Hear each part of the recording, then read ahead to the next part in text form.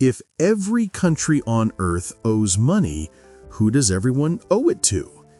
Is there a hidden creditor behind the curtain, or is the entire system just one elaborate illusion? Governments borrow, banks lend, central banks print, and yet somehow everyone's in debt. From the United States to Japan, from France to Pakistan, trillions owed, but no one ever seems to pay it back. Welcome to the paradox that defines our modern world, where debt isn't a mistake, it's the system itself. After World War II, nations gathered in Bretton Woods, New Hampshire. Their goal? Rebuild a shattered world and tie global finance to something stable, the US dollar backed by gold. For decades, this worked. The dollar became the world's financial backbone, but there was one small problem. The US kept printing more dollars than it had gold. By 1971, that illusion broke. President Nixon ended the gold standard, and the world entered a new age of faith-based money. So how does this infinite debt machine actually work? Think of money not as wealth, but as a promise. Every dollar, euro, or yen is a tiny piece of debt, an IOU created by someone, somewhere. When your government issues bonds, investors buy them, using money often created by central banks. Those same central banks buy that debt, printing more currency to do it. It's a loop that keeps the engine running. The result? Debt isn't the disease, it's the bloodline of the global economy. Because if all debts were paid off tomorrow, the world's money supply would collapse overnight. There'd be no currency left to trade, invest, or even save.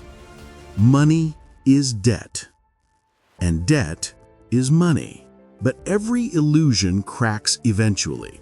The 1970s brought inflation, oil shocks, and economic panic. The 2008 crash exposed how fragile the debt pyramid really was. Governments printed trillions to save banks that had gambled everything. Central banks became the new gods of money, deciding which markets lived or died. And today, the same system has only grown larger. World debt has exploded past $300 trillion, more than 3 times the size of the entire global economy. Who will pay it back? No one can. The system doesn't want to be repaid. It needs to keep borrowing. So what happens when everyone owes everyone? Power shifts quietly, from nations to creditors, from governments to central banks, from the public to invisible institutions. Every crisis demands more borrowing, more printing, more control. And behind every bailout or stimulus package lies the same truth. Debt is the invisible empire. It shapes elections, it fuels inequality, it decides wars without firing a single bullet.